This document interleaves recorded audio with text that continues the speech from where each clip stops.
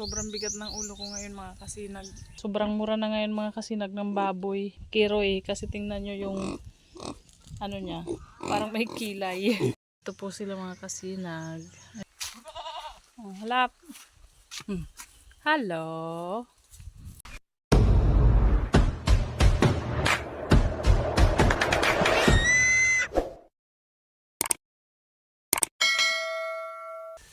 Hi mga kasinag, magandang tanghali po. Ayan, andito ako ngayon sa may kubo. Dito po sa may likod bahay namin. Kasi nagpapahangin lang po ako. Kasi po hindi maganda ang pakiramdam ko ngayon. Sobrang bigat po ng ulo ko. Tapos yung likod ko, dito banda sa may bewang, sobrang sakit.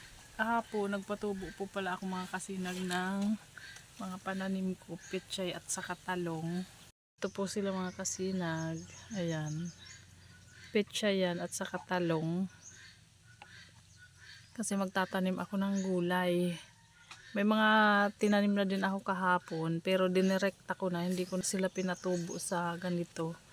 Dinirekta ko na pipino, ampalaya at saka kalabasa. Kasi yun lang yung nabili kong pananim.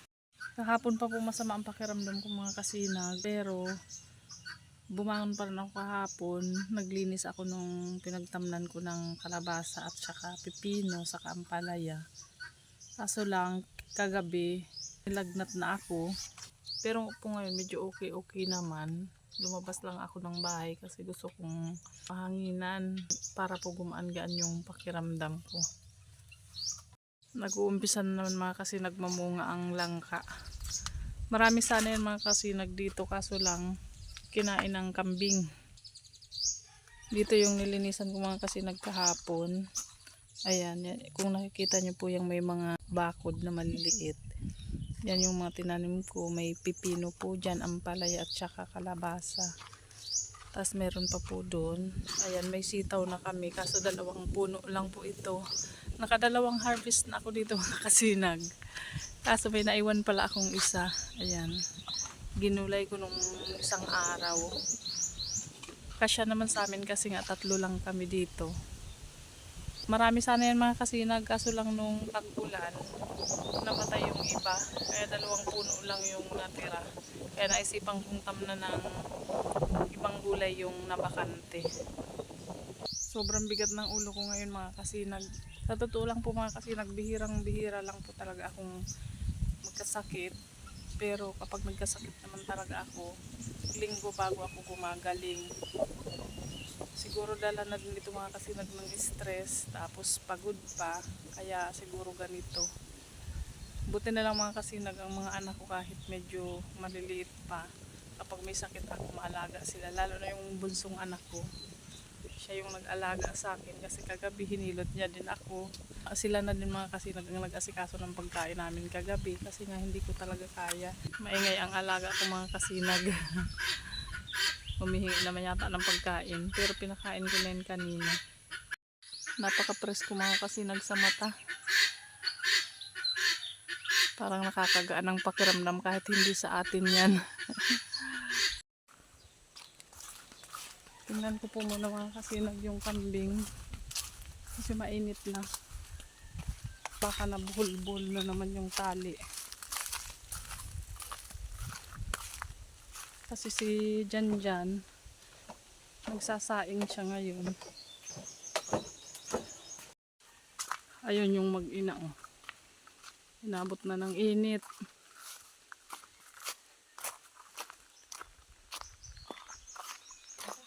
Ano, mainit na? Mainit na? Oh, halap. Hello. Pitoy? Ano pitoy? Sumusunod na ito sa akin mga kasinag kapag magpapakain ako ng baboy.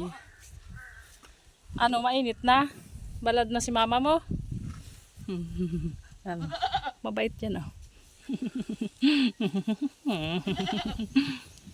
Mabait na yan.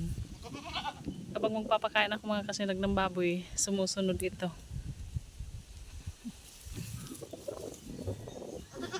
Takuhan ko na si mama mo. Kumakain pa. Pakainin muna natin mga kasinag.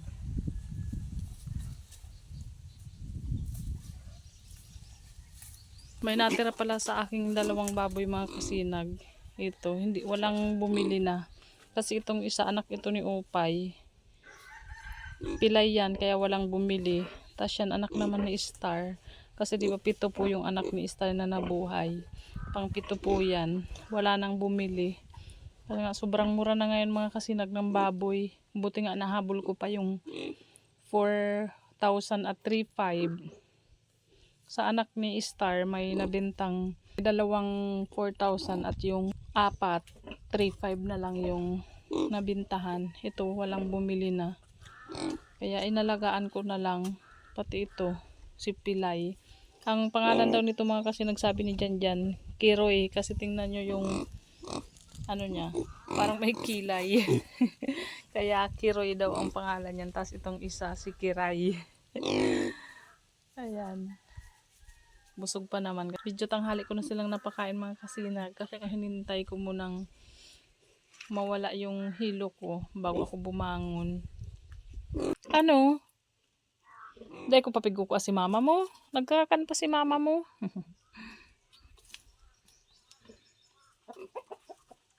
Pasunod-sunod ka na ha. Dahil yung pagkakanon si sili ni ate ha. Yung siling tanim mga kasinag ni ate. Kinain nito. Pero nagpasalamat din si ate kasi simula daw nung kinain ni Kambi yung kanyang sili, lumago daw yung dahon. Tapos mas dumami yung sanga. Kunin ko muna mga kasinag si Mami Kambi.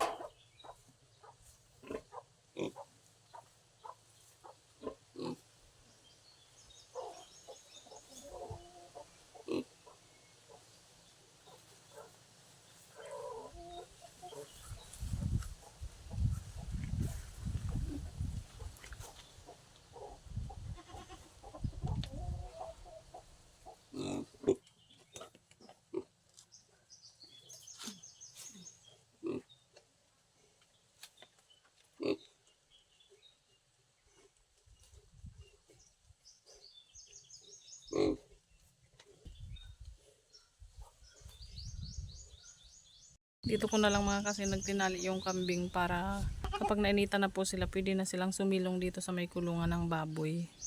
Tapos pwede pa silang makakain.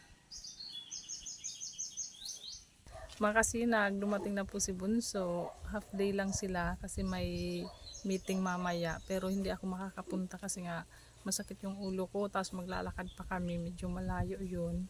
May pasalubong pala mga kasinag sa akin si Bunso. Ito. Siomay. Kaso hinalo na yung sausawan. Thank you. Paano po yan mga kasinag? Hanggang dito na lang po muna ang ating vlog ngayong araw. Salamat po sa walang sawang panunood. God bless.